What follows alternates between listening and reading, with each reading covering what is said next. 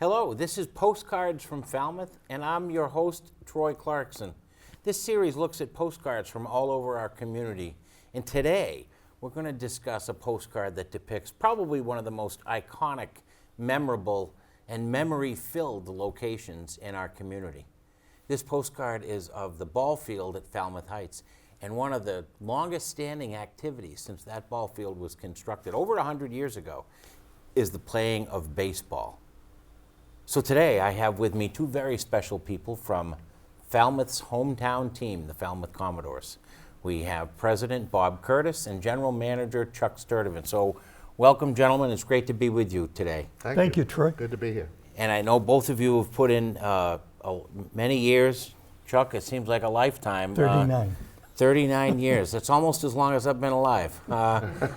Devoted to the Falmouth Commodores and the Cape League. And so today, with the three of us, we'll discuss the postcard, but really as it relates to what I call Falmouth's hometown team, the Falmouth Commodores. So Chuck, why don't you start? We'll talk a little bit about the team in a minute, but I think your involvement is so deep and so lengthy. Just share your experience with the Commodores and why after all these years that passion still burns.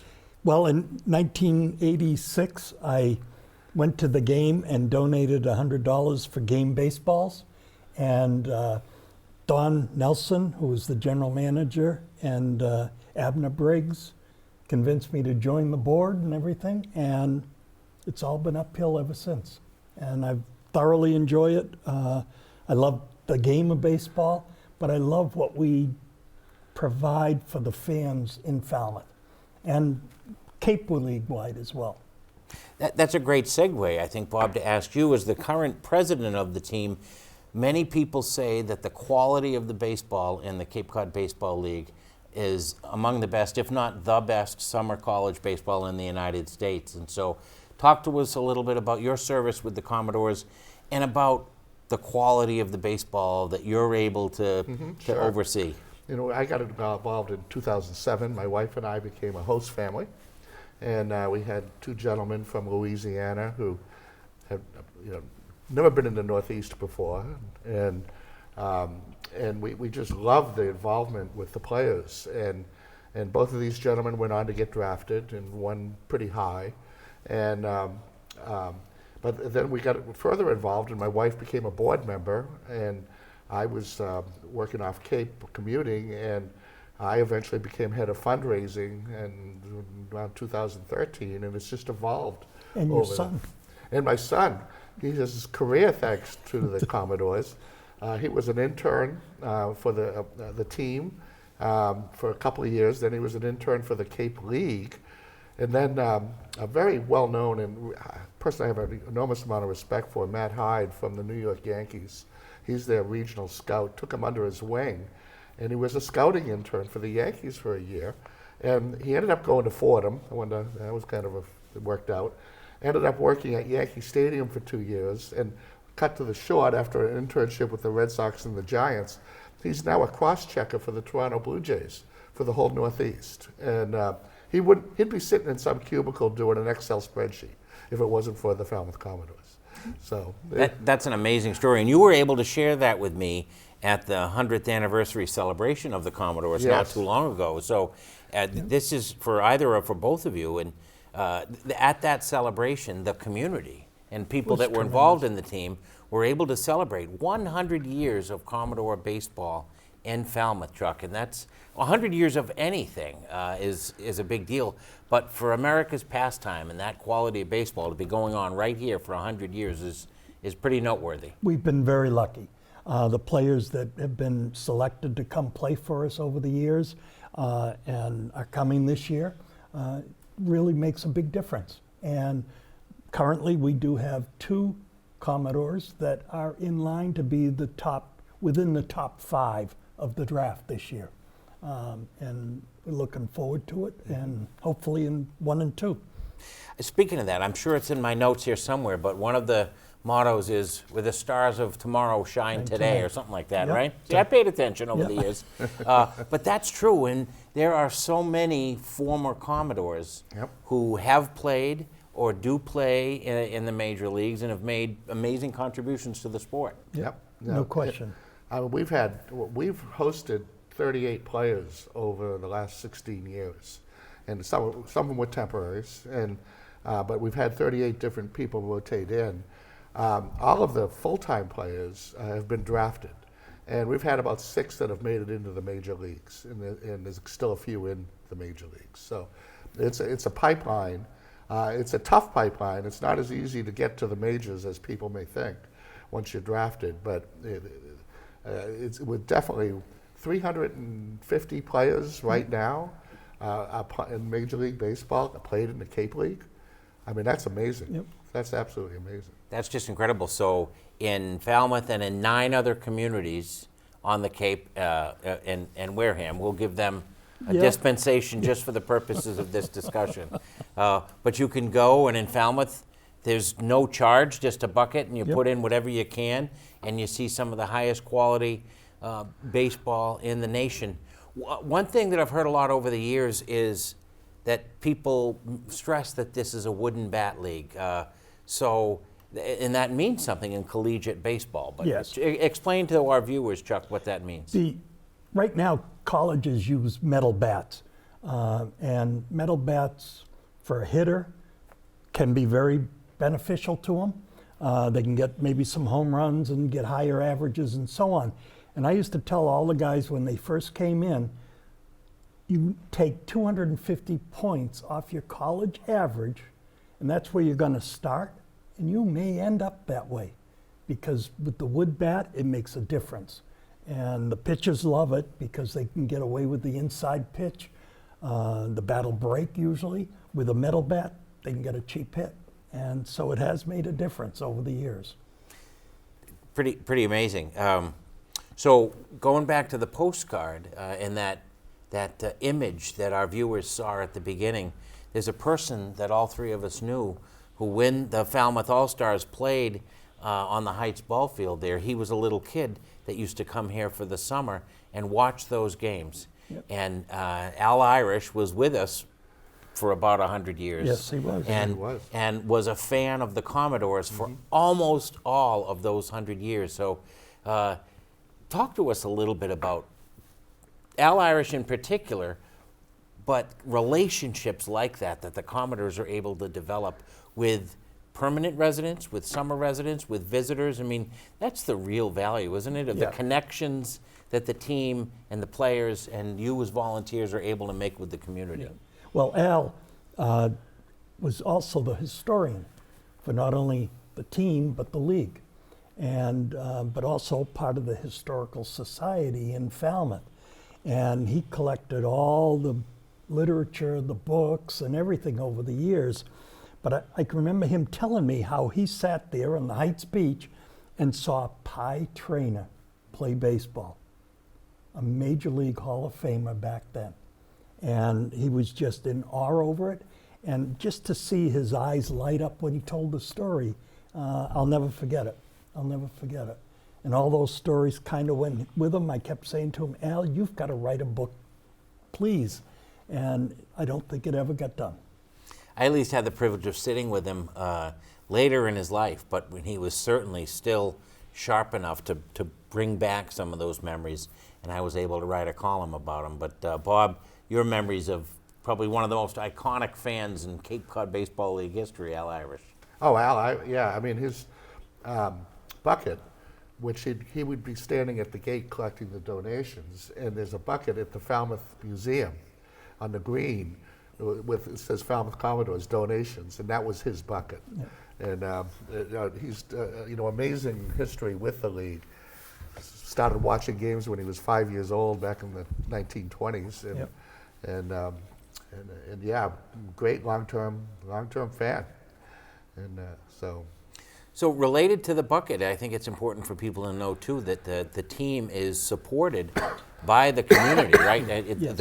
I think each team operates as its own nonprofit entity, so the teams really rely on the generosity of fans and local businesses and local donors to support the operations. When I first started in '86, our budget for that year was $18,000. And we had a lot of two-way guys. We paid half the travel costs for the guys to come here. But now the budget's $250,000, $300,000. $350 this year. $350 this year. Yeah. So it's A lot of money. yeah, it's a lot of money that needs to be raised, and fortunately, we get the support of all the businesses in town. And without that, I don't know what we would do. Yeah, yeah. No, it's the donations and sponsorships are such a key part of our revenue. We get a little bit of money at the gate at the donations. It's not trivial, but most of it is through donations and sponsorships from the businesses. And because they're college athletes, though, it's important to note, right, that $350 is for bats and uniforms and the coaching staff, Yeah. but the players still play for free, right? That's correct. And we have 80 volunteers.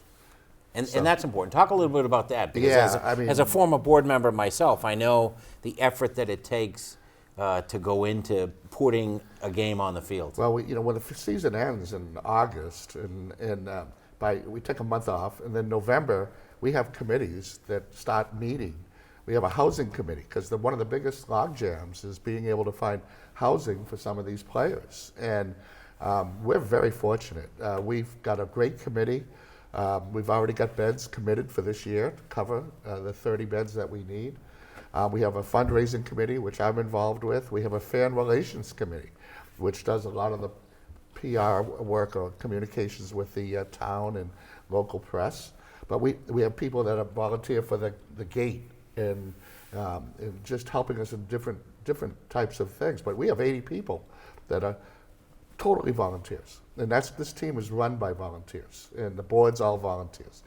And the manager the field manager gets a very small stipend, and barely, I don't know if it covers the tolls to get down here, but but it is, and this is true with all the other teams, is that they're all volunteer teams, but we have an enormous effort, and I don't think people realize how much time and planning.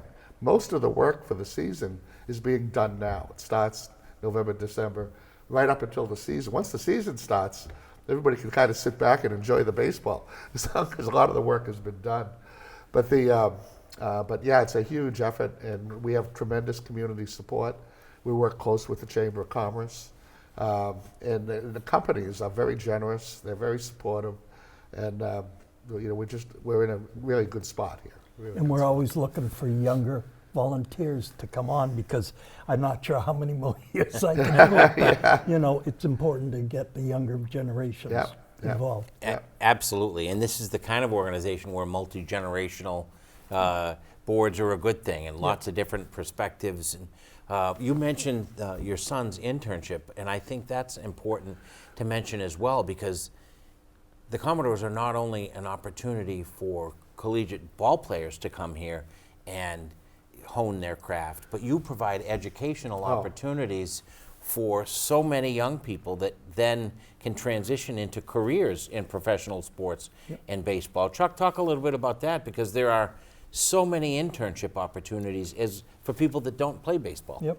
Well, not only is it the players, but even the coaches. The assistant coaches now open themselves up to higher paying jobs and professional jobs and so on. But then you have broadcasters, writers, game day operations interns, and so on. And they all are so critical to us functioning, and they get recognized by the professionals that come in, the scouts, and so on. I tell all the interns at the first meeting, I say, get a small business card made up of yourself with your name and contact info, because you'd be surprised. You give it to a scout, they may remember you better that way. And that's all it takes. And we've gotten several of our interns over the last few years have gotten jobs with professional teams. Not only just baseball, but football and so on. So it's amazing. This year we'll have 33 interns. And I think one of the things we've invested in this year was really state-of-the-art broadcast equipment. And because we will be broadcasting nationally this year on Huddle app. All the Cape teams will be playing. And the fact that we're hosting the All-Star game, that's going to be broadcast on Nesson.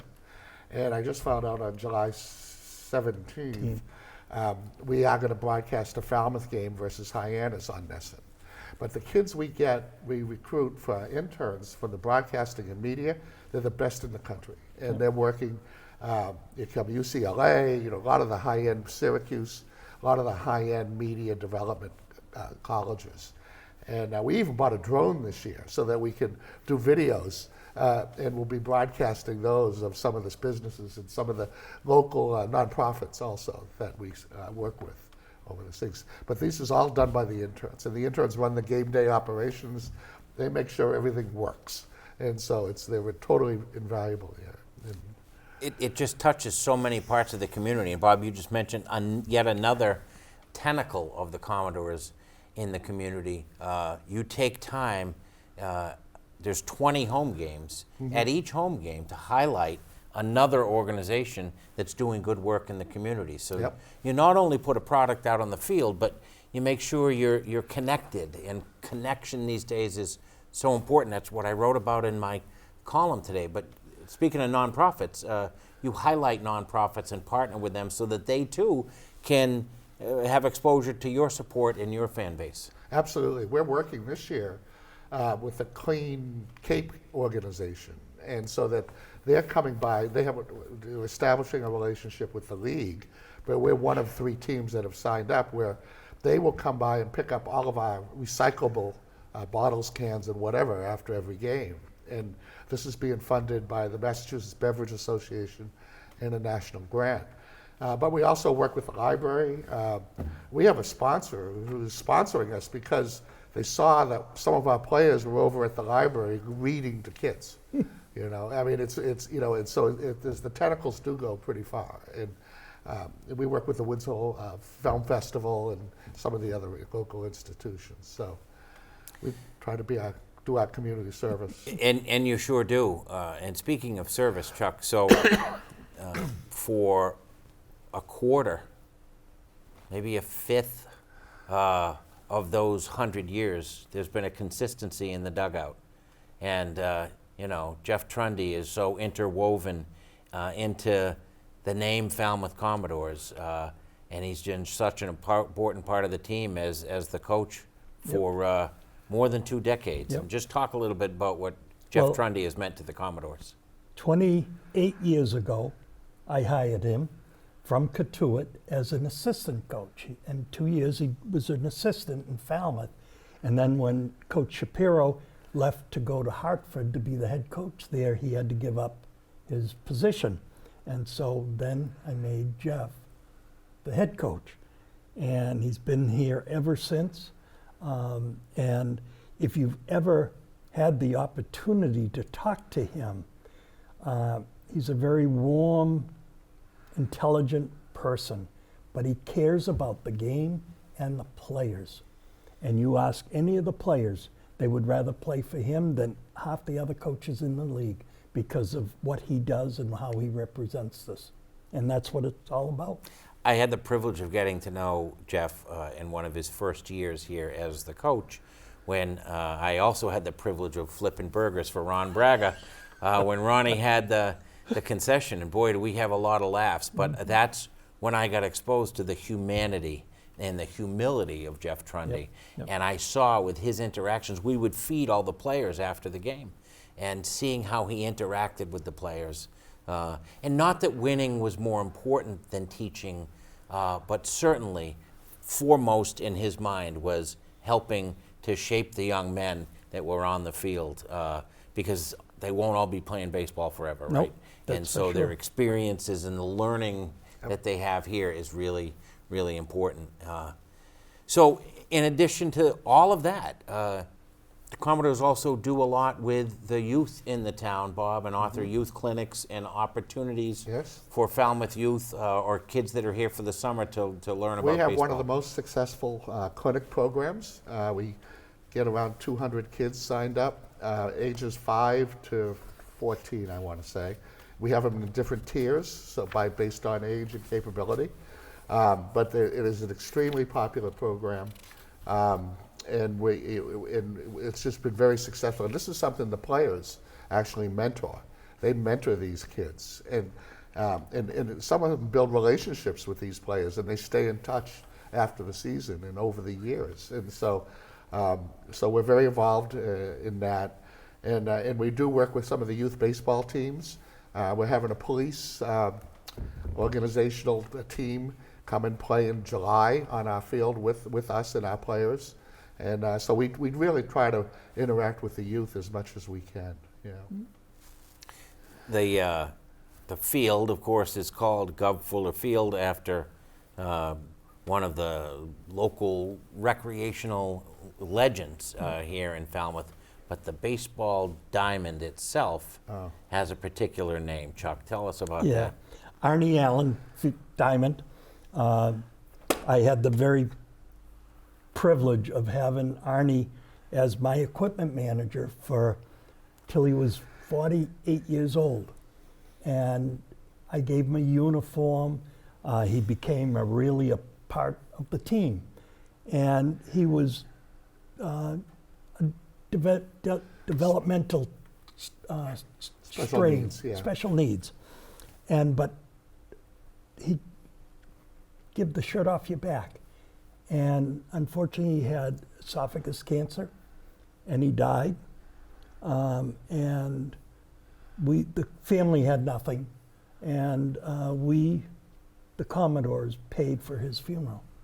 And he was buried with all the signed bats I got from all the teams and hats and everything in his casket with him. And that's where he is today. Arnie's zest for life, I had the privilege of knowing him for a while as well, just as somebody around town, and his zest for life is something that to which we should all aspire. I don't know a time where he didn't have a smile. Nope. Or a kind word for someone, or a laugh or a joke, and so that's but that sort of embodies, doesn't it, Bob? The Commodores itself. Right? I get emotional when I tell this story. I just told this to the Newcomers Club last week, and it was it's kind of people's eyes get big and the jaws drop. That buried in his uniform, Darren Erstad said in a signed back from the LA World Series champions. Angels. He was an amazing individual that clearly left an indelible image in a lot of people's minds. But yeah. Matter of fact, Peter Gammons, at the World Series, the year he died, Erstad came out to him. I think that was 2004, I think. Yeah. Came out to Peter and said, "Please tell Arnie we give him our best." And you had Tim Salmon, all the former Cape Leaguers and so on, and Commodores come out. And Peter, to this day, still tells that story. How during a World Series, they had the right to, remember Arnie.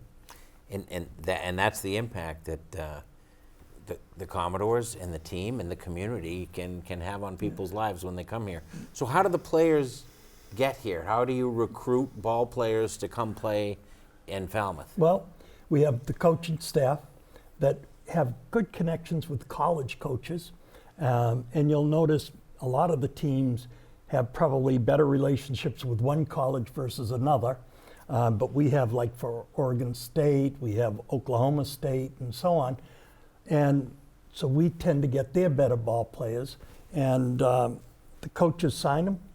We sign them to a contract and get them going. And matter of fact, I think hopefully next week we'll be sending out the handbook and instructions for when to come and so on. And let's start playing baseball. You've been able to, so the game's transitioned from the Heights field to where you play now. Yep. Sometime in the 50s or 60s? I think early 60s was when it was prevalent that they played in Gov Fuller. And for a long time, the Commodores shared the field with the Falmouth High football team. Yep. Yes. But in the recent past, since the town built the football stadium up at the high school, you've really been able to plant some roots there and make some real improvements to the field. Well, I think roots is the right word because every year after the football season, the grass would be all torn up. We used to spend every year about $13,000 just to fix the outfield so it could be played on and no one would get hurt. Yeah. But the town's been very supportive in terms of renovations over the last few years, and we're still doing more. And I think we have one of the best fields now in the league, and it's a pleasure to play there. It really is. It's good shape. That's great. So I'm looking at the notes here, and this is something I didn't know. The Commodores won the championship 4 years in a row between 1968 and 1971. The quality of the competition is really amazing. Oh, I mean, if you go see a game, and really every year, I think any team can really compete with any other team in the league. And Falmouth puts out a competitive team every year. Yeah. The big thing is near the end, because of their long college season and the playoffs and so on, there's injuries. And so the pitchers now are getting shut down earlier and so on. And that's why when I first started, we only had an 18-man roster and we played a 44-game schedule. Today we'll have a 30-man roster and play a 40-game schedule. And it's all because of the pitching, because we need more pitching to be able to fill in the slots.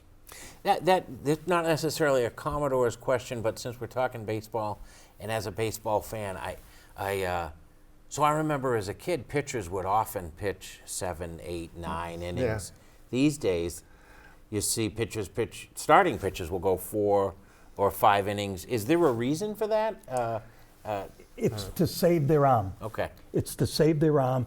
One of the big problems over the years, they've discovered that the young baseball players, they're tending to throw curveballs and so on, and they don't realize they're doing damage to their arm. Their development has not happened yet fully.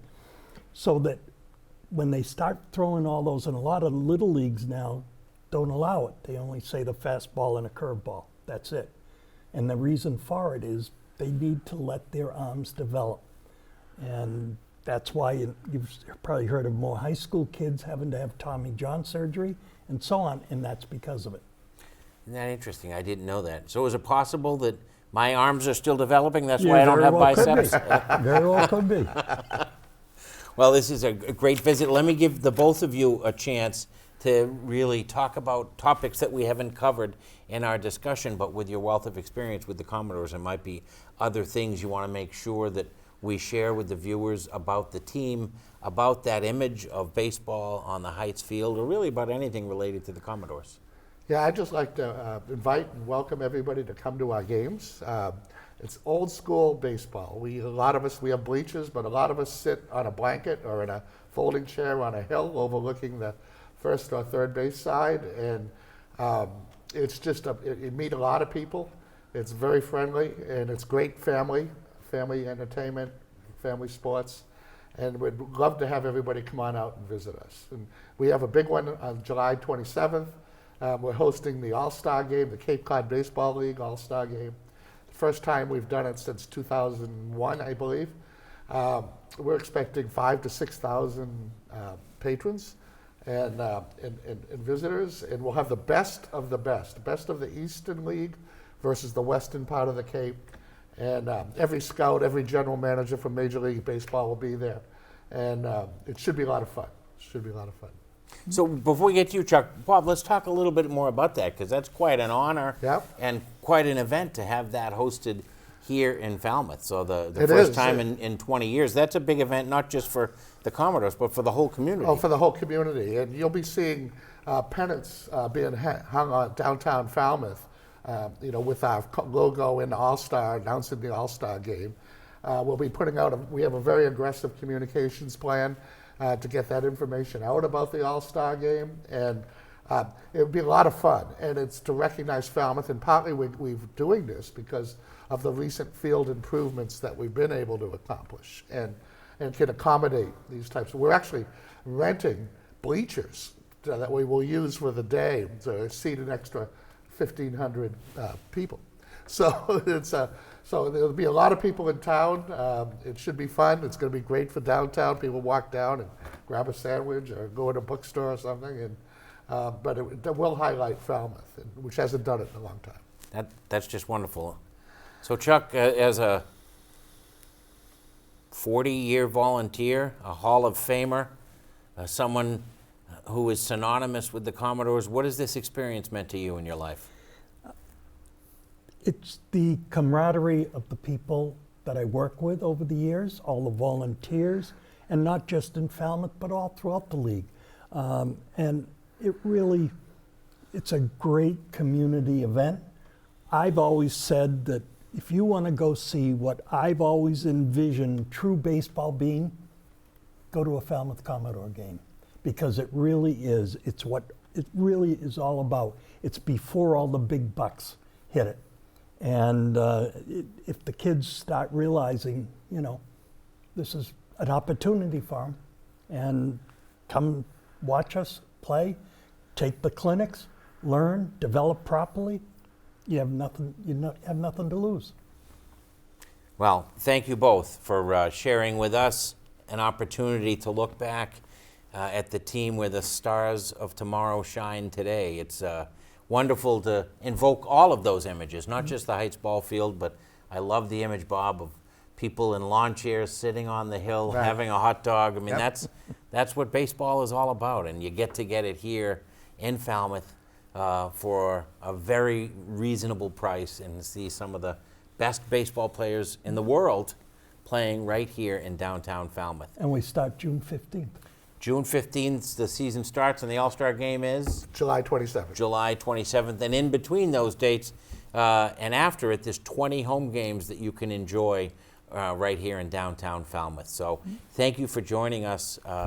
This is Chuck Sturtevant. This is Bob Curtis. I'm Troy Clarkson with this look at Postcards from Falmouth. Thank you. Thank you. Thank you.